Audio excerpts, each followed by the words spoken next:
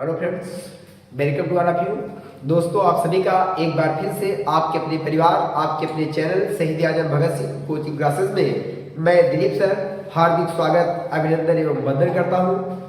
दोस्तों, जैसा कि आप लोग जानते हैं, हम लोगों ने संविधान की इस कड़ी में भाग 1, भाग 2 और भाग 3 को समाप्त कर दिया है। आज हम पढ़ेंगे भाग 4। क्या पढ़ेंगे भैया? भाग 4 के बारे में आज हम लोग क्या करेंगे, वर्णन करने जा रहे हैं। तो आइए शुरू करते हैं, देर ना करते हुए हम शुरू करते हैं भाग 4।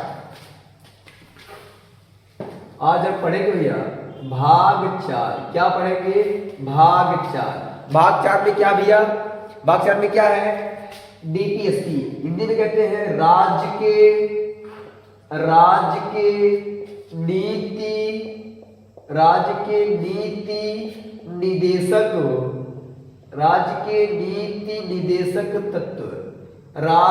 नीति निदेशक तत्व, इसको इंग्लिश में कहते हैं डीपीएसपी। क्या कहते हैं?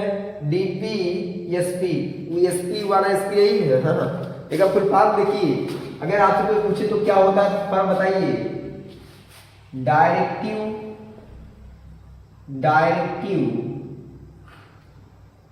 हाँ, DPSP directive principle of state policy, directive principle of state policy. चलिए, समझ में आ भैया? ये फुल फॉर्म कभी भी एग्जाम में आपसे पूछा जा सकता है, आप याद रखिएगा। क्वेश्चन क्या है जो आज हम शुरू कर रहे हैं? भाग 4 क्या है? भाग 4 नाम क्या है? राज्य के नीति निदेशक तत्व। राज्य के नीति निदेशक तत्व इंग्लिश में कहते हैं directive principle of state policy, directive principle of state policy, DPSP. क्योंकि देखिए, इतना बड़ा है राज्य के नीति निदेशक तत्व कि मैं आप सभी को बार बार ये नहीं कहूंगा, मैं बार बार अब साथ में क्या लिख दिया करूंगा, डीपीएसपी लिख दिया करूंगा, आप समझ जाइएगा। ठीक है भैया? चलिए देखिए, अगर मैं आपसे पूछूं, हाँ, पूछने से पहले मेरा आपसे एक क्वेश्चन है जिसको आप कमेंट बॉक्स में छापिएगा। बहुत ही सिंपल और साधारण क्वेश्चन है। मैं देखता हूं कितने लोग इसका सही आंसर देते हैं। आप सभी कमेंट बॉक्स में छापिएगा क्वेश्चन। क्या है क्वेश्चन मेरा? कि डीपीएसपी को, राज्य के निदेशक तत्वों को किस देश से लिया गया है? समझ में क्या? फिर से क्वेश्चन सुन लीजिएगा, सब लोग ध्यान से सुनिए। कमेंट बॉक्स में सब लोग छापिए, मैं आप सभी की कमेंट बॉक्स का इंतजार करूंगा भैया। सब लोग छापिए क्वेश्चन, जितने लोग वीडियो देख रहे हैं भाई लोग, सब नीचे लिखिएगा कि डीपीएसपी जो है, राज्य के निदेशक तत्व जो है, उसको किस देश से लिया गया है। ठीक है, किस देश से लिया गया है? आप जल्दी से कमेंट बॉक्स में उसको छापिए भैया। चलिए, अब मैं आपको थोड़ी चीजें बताने जा रहा हूं। ये है क्या? देखिए, अगर मैं इसका पोस्टमार्टम करूं, राज्य के नीति निदेशक तत्व, तो राज्य मतलब राज्य, नीति मतलब उसकी जो नीतियां होंगी और उसको जो निर्देशित करेगा, ऐसे तत्वों के बारे में हमको क्या करना है? वर्णन करना है। देखिए, कोई भी चीजें हो, आपको घबराने की जरूरत नहीं है। आप जो चीज दी हुई है उसका पोस्टमार्टम करिए, वो खुद ही चीज आती है कि मैं ही हूं और मैं ही हूं। साफ साफ दूध का दूध और पानी का पानी हो जाता है। आप बहुत ज्यादा टेंशन लेने की जरूरत आपको नहीं है। देखिए, आप टेंशन मत लिया करिए। देखिए, राज्य मतलब राज्य के मतलब के, नीति मतलब नीति मतलब जो चीजें बनाई जाती हैं, दुनिया भर की जो नीतियां होती हैं, और निदेशक मतलब उनको जो निर्देशित करना, और ऐसे तत्वों के बारे में वर्णन। राज्य क्या क्या नीति बनाएगा, उसको कैसे से निर्देशित करेगा, इसके बारे में जो वर्णन होता है वह किसमें है? भाग 4 में है। सिंपल सी बात है।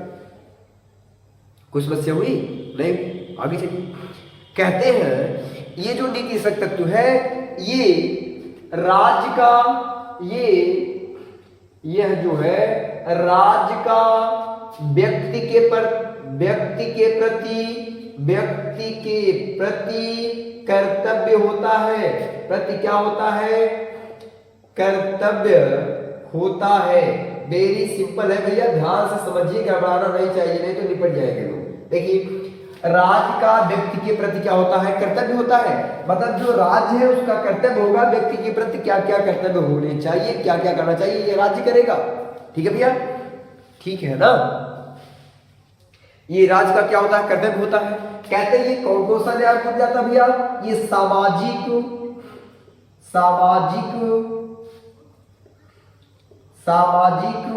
और भैया सामाजिक और आर्थिक न्याय उपलब्ध कराता है, सामाजिक और आर्थिक न्याय उपलब्ध कराता है, न्याय उपलब्ध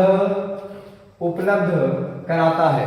ठीक है भैया, चलिए ये सामाजिक और आर्थिक न्याय उपलब्ध कराता है। उसके राज्य का व्यक्ति के प्रति एक कर्तव्य होता है कि राज्य क्या क्या करेगा। राज्य जैसे जैसे भैया, जैसे देखिए इसमें एक समस्या उत्पन्न हुई। समस्या क्या उत्पन्न हुई, थोड़ी सी कहानी है, समझिए, ध्यान से सुनिए, कुछ मैं आपको बताने जा रहा हूं।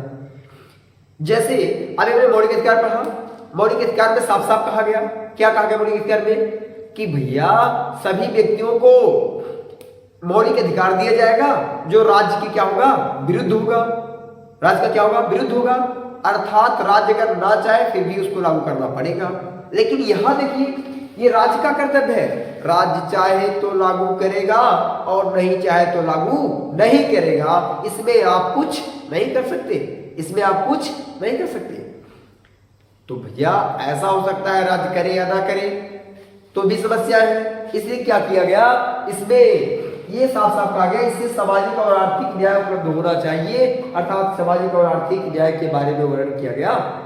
ठीक है भैया, चलिए और क्या राज्य के प्रति कर्तव्य हो गया। अब थोड़ा सा यदि मैं आगे चलूं तो ये राज्य हो सकता है भाई करे या ना करे, उसके लिए नियम कानून बनाया गया और कहा गया जैसे जैसे आने वाले भविष्य में जैसे जैसे संसाधन उपलब्ध होते जाएंगे राज्य वैसे वैसे नई नई नीतियों को बनाता चला जाएगा। इसलिए आप जानते हैं, अगर मैं जैसे कभी कभी सिंपल पूछ देता ये कहां से कहां तक है भैया, तो ये 36 से 51 अनुच्छेद तक है। ये क्या है, अनुच्छेद है। क्या है ये, अनुच्छेद, याद रखिएगा। पूछे कहां से कहां अनुच्छेद है, 36 से 51 तक है। तो आप जानते होंगे 36 से 51 तक जो अनुच्छेद दिए गए हैं उसमें बीच बीच में बहुत सारे संशोधन हुए, मैं आपको बताऊंगा। 35 से हुआ, 48 से हुआ, ऐसे बहुत सारे संशोधन है। 43 में हुआ, ऐसे बहुत सारे संशोधन किए गए। 45 में भी संशोधन कर दिया गया है। तो ये जो संशोधन किए गए हैं ना भैया, ये सभी इसी के थ्रू, इसके थ्रू मतलब क्या, जैसे जैसे जैसे जैसे जैसे जैसे राज्यों के पास संसाधन उपलब्ध होता जाएगा,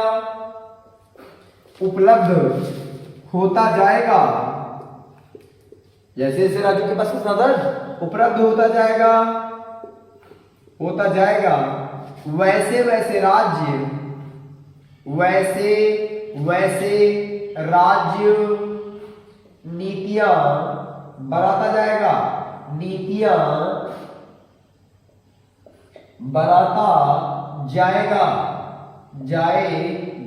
बोलो कुछ बात समझ में आ रही है? क्या कहा गया, जैसे मान लीजिए भी अगर मुझे कोई नीति बनानी हो, आपको लग रहा है कि भाई राज को ये करना चाहिए, लेकिन राज उसको करने में क्या है, असमर्थ है, क्योंकि उसके पास ऐसे संसाधन उपलब्ध नहीं है। लेकिन हाँ, जैसे ही राज्यों के पास संसाधन उपलब्ध हो जाएगा, राज्य वैसे वैसे नीतियों को बनाता चला जाएगा। जो नीति राज्य को बनानी है, राज्य उस नीति को बनाता चला जाएगा। मुझे बात समझ आ गई? बात सुन जाएगी आप, इतनी बात आप नोट कर लिए होंगे, मुझे पूर्ण विश्वास है। अब देखिए हमारे कुछ भाई लोग, कुछ बहनें जो इस वीडियो को देख रही होगी, उनके समझ में एक बात नहीं आ रही होगी कि सर तो इसमें भी यही कह रहे हैं राज्य के प्रति व्यक्ति, और अभी फंडामेंटल राइट्स भी पढ़ा है, इसकी पहले वाला जो वीडियो था मौलिक अधिकार, उसमें भी यही बातें कही गई, तो लोगों के समझ में नहीं आ रहा होगा। अब मैं दूध का दूध और पानी का पानी करने जा रहा हूं, आप ध्यान से वीडियो को देखिए, ठीक है? चलिए इसको पहले आप लोग इसकी साथ लीजिए या लिख लीजिए, फिर मैं इसको मिटाता हूं, फिर मैं एक हेडिंग लिखता हूं, उसके बाद उसमें चर्चा करते हैं हम लोग। ठीक है भैया, चलिए देखिए।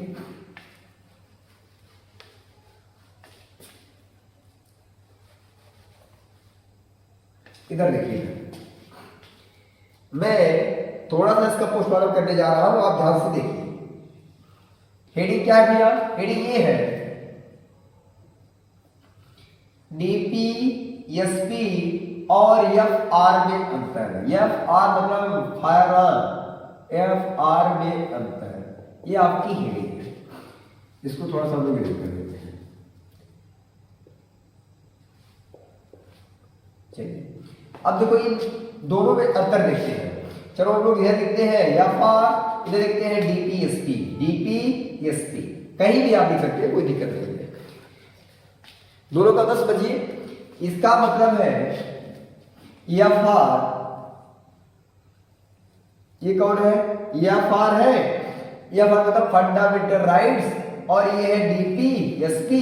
डीपीएसपी का मतलब होता है directive principle of state policy, और इसका मतलब होता है फंडामेंटल राइट्स।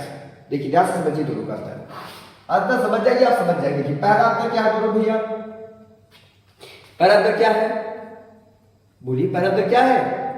पहला अंतर ये है कि ये वाला जो है, ठीक है ना, ये वाला जो है, पहला वाला जो है, ये जो पहला वाला है, इसमें समझिए क्या है, ये न्याय योग्य है कि नहीं, ये न्याय योग्य है कि नहीं, ये न्याय योग्य है।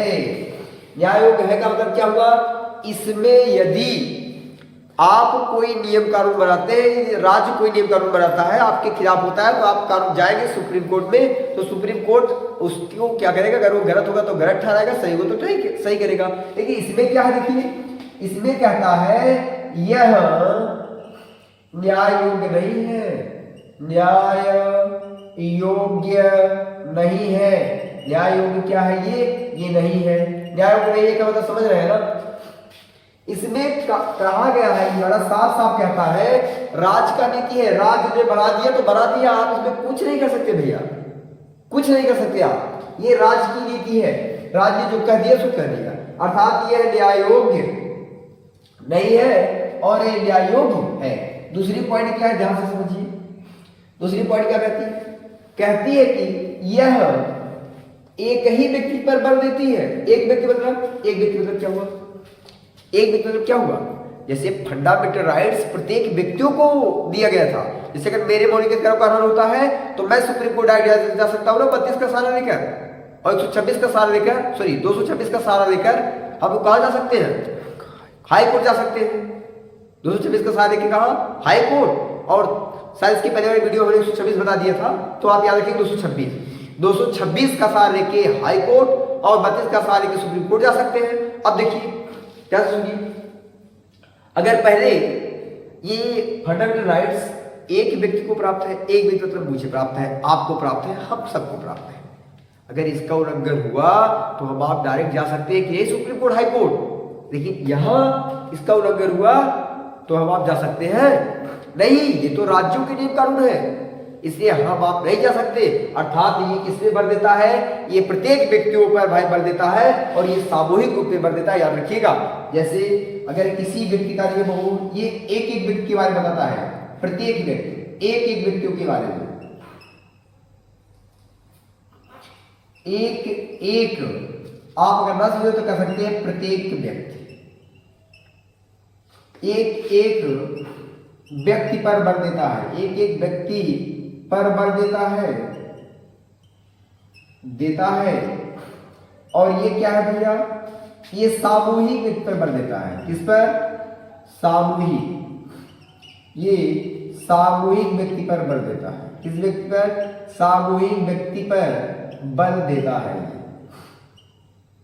सामूहिक व्यक्ति तो समझ रहे हैं ना, अगर ये कोई नियम कानून बनाएगा तो एक एक लोग पे नहीं बनाएगा, ये सब पर बनाएगा एक साथ, लेकिन ये एक एक व्यक्तियों पर बल देता था। ये कौन सा, फंडामेंटल राइट्स, ठीक है। चलिए थर्ड वाली बात आप समझिए ध्यान से, जो थर्ड वाली बात है वो क्या है, ध्यान से सुनिए। कहते हैं कि ये जो फंडामेंटल राइट्स है, ये फंडामेंटल राइट्स और ये डीपीएसपी, इन दोनों में और कौन सा अंतर भैया, इन दोनों में और एक बड़ा अंतर ये है कि ये जो ये वाली है फंडामेंटल राइट्स, ये न्याय योग्य तो है, ठीक है, ये न्याय योग्य नहीं है, लेकिन जो एक और इसमें अंतर, बड़ा अंतर है, वह यह है भैया कि जो हमारी फंडामेंटल राइट्स है, इसके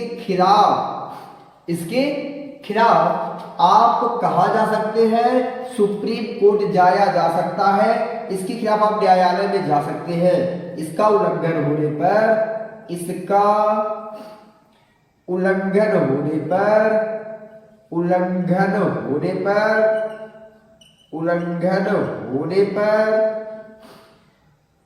पर सुप्रीम कोर्ट या हाई कोर्ट, कोई भी न्यायालय कह सकते हैं, सुप्रीम कोर्ट जाया जा सकता है, जा सकता है, जा सकता है। लेकिन इसमें क्या कर रहा है, इसका उल्लंघन होने पर, इसका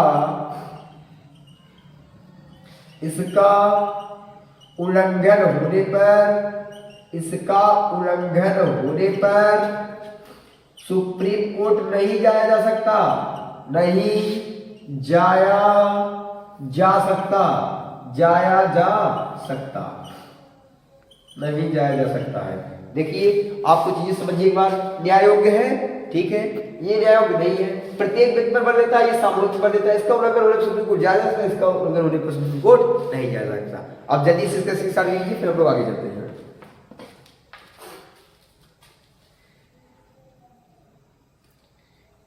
चलिए आगे चले भैया, चलिए आगे चलते हैं। देखिए इतना हो गया, आगे चले।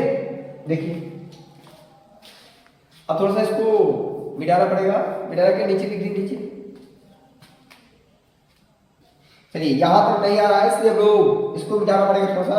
आप लोग इसके साथ रेडी हो तो मैं इसको एक मिटा दे रहा हूं। ये देखिए बस। अब देखिए ये वाला थर्ड पार्ट तो हो गया, पूरा मिटा देते हैं, जब पूरा हो ही गया तो क्या करते हैं। देखिए एक लास्ट पॉइंट उसको लिख देते हैं, फिर आगे चलते हैं। देखिए लास्ट पॉइंट क्या है, 4th पॉइंट, ये क्या कहती है भैया, ये सामाजिक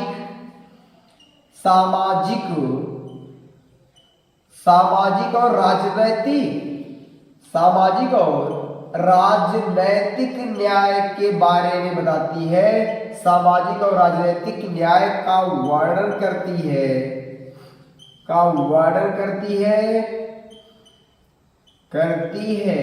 और ये वाला जो है अभी भी मैंने आपको बताया था, किसके बारे में वर्णन करती है ये भैया, ये सामाजिक और आर्थिक न्याय के बारे में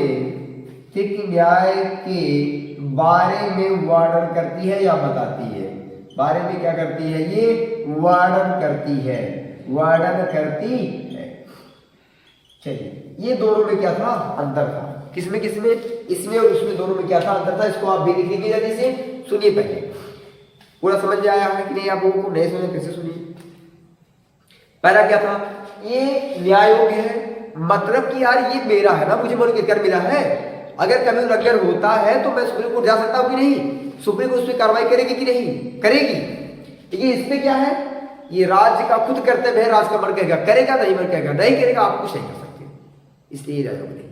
ठीक है भैया, ये देखिए ये एक व्यक्ति को मिला है, मौलिक अधिकार हमारा है, आपका है, सबका है, इसलिए मौलिक अधिकार एक व्यक्ति को मिला है, इसलिए प्रत्येक व्यक्ति के बारे में बताता है। ये सामूहिक रूप से एक व्यक्ति को नहीं, अब जैसे राज्य पेंशन दे रही है तो सामूहिक रूप से एक मंत्री को दे देगी, मंत्री सामूहिक रूप से दे देगा, किसी को मिला किसी को नहीं मिला। लेकिन मौलिक अधिकार का ऐसा है क्या, मंत्री कह देगा तो जिसको मिला मिला, जिसको नहीं मिला नहीं मिला, नहीं भैया, एक लोग को मिलेगा मौलिक अधिकार।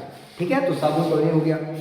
ठीक है, तीसरा है, अगर इसका उल्लंघन होता है सुप्रीम कोर्ट जा सकते हैं, इसका उल्लंघन होने पर सुप्रीम कोर्ट नहीं जा सकते। ये सामाजिक और राजनीतिक, सामाजिक तो समाज के बारे में, जो राजनीतिक पार्टी दुनिया में चल रही है, आप देखते हैं राजनीतिक रूप से, उसके बारे में ऑर्डर करता है, उसके बारे में उसमें बल देता है। और ये सामाजिक और रुपया पैसा के बारे में बल देता है।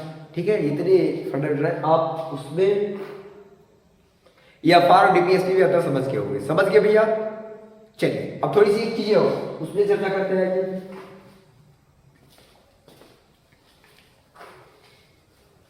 अब आइए थोड़ा सा लोग, ये आपकी हेडिंग है, थोड़ा सा चर्चा ये करते हैं। इससे हेडिंग क्या है? हेडिंग है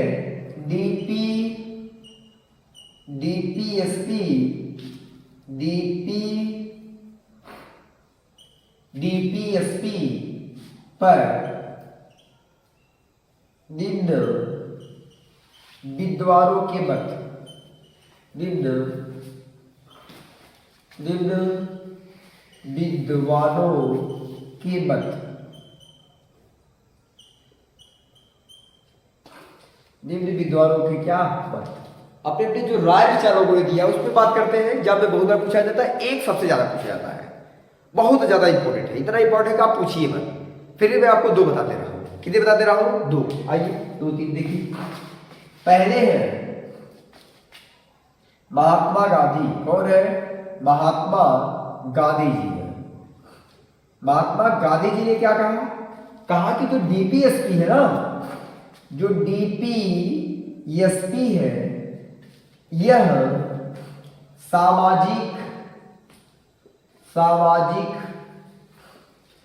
आर्थिक लोकतंत्र की स्थापना करती है। लोकतंत्र की क्या करती है? सामाजिक आर्थिक लोकतंत्र की स्थापना करती है। सामाजिक आर्थिक राजनीतिक लोकतंत्र की क्या करती है? स्थापना करती है। ये किसने बताया? किसने कहा? ये कहा गांधी जी ने। अब जो सबसे इंपॉर्टेंट बात है भैया, दूसरे जो आते हैं बहुत ही महान व्यक्तित्व जिनका नाम है,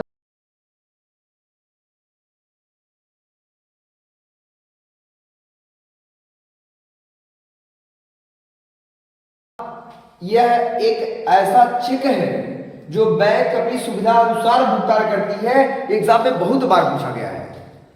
किसने कहा कि डीपीएसपी एक ऐसा चेक है जो बैंक अपनी सुविधा अनुसार भुगतान करती है? तो किसने कहा? के.एम. मुंशी साहब ने कहा। किसने कहा? के.एम. मुंशी साहब। देखिए ये मुंशी साहब ने क्या कहा? डीपीएसपी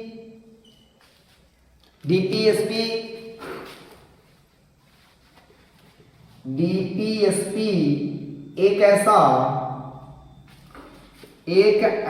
चेक है जो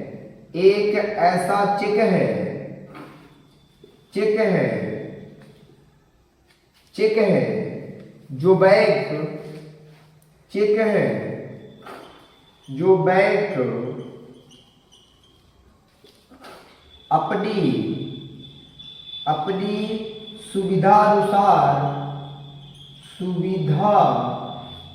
सुविधा अनुसार